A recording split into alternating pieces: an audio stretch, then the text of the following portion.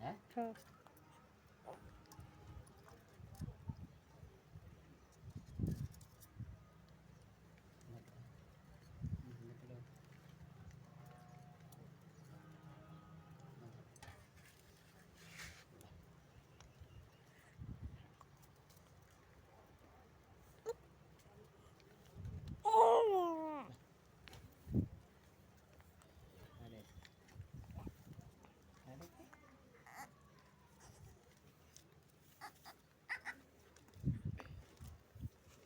সরব কত দিবে রে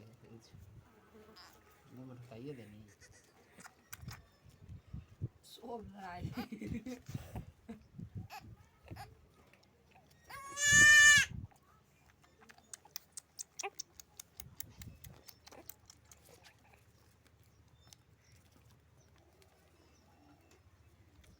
না পিয়ে দিয়েছো ঘরে हो उंगली पियती चले आवाज तारी ताइले बाटे रख छोड़ छोड़ मैं धर दे पिए नहीं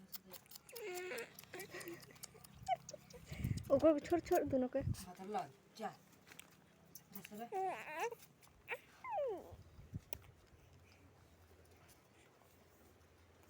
आई सराहना हो गई बेटी चल ना कौन